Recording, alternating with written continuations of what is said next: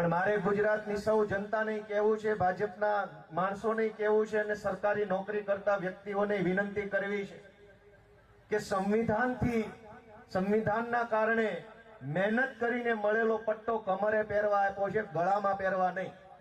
જે લોકો ટોમીની જેમ ગળામાં પટ્ટો પહેરી લે છે એનો પટ્ટો તો કાઢવો જ પડે એમ છે. પટ્ટા કમરે પહેરવા માટેના છે. કમરે પહેરો, ટાઈટ ઉભા રહો, છાતી કાઢીને લડો, અમે તમારી સાથે છીએ, અમારી તમને સેલ્યુટ છે. પણ કમરનો પટ્ટો કમરેથી કાઢી હર્ષ સંઘવીના ટોમી બની જશો ગળામાં પટ્ટા પહેરીને તો પટ્ટા ઉતરશે ને ઉતરશે. ટોમીના ગળામાં પટ્ટો નહીં રહેવા દઈએ.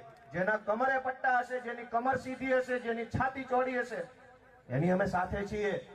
પણ ઘણા અધિકારીઓને હર્ષ સંઘવીના ટોમી બની ગળામાં પટ્ટા પહેરી પ્રમોશનો જોતા છે. અમે આપશું તમને પ્રમોશન 2027માં સીધું સાબરમતીમાં. અમને બધી ખબર પડે છે. એક જ ઝાટકે સહી કરીને સાબરમતીમાં પ્રમોશન, આખું એક કોટડી જ અલગ બનાવવાની છે પ્રમોશનની, ટોમી કોટડી.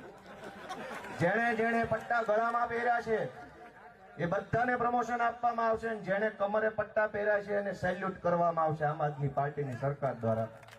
દોસ્તો, ગુજરાતની અંદર તમામ સરકારી વ્યક્તિઓમાં 3 વકલ છે. 3 કેટેગરીના અધિકારીઓ આખા ગુજરાતની અંદર શાસન કરે છે. એક કે જેણે સરકારી નોકરી, સંવિધાન બધું જ નેવે મૂકી અને ભાજપની ગુલામી સ્વીકારી લીધી છે કે અમે આ ભાજપના નેતાઓના ગુલામ છીએ, જેટલું કહેશે એટલું જ કરવાનું.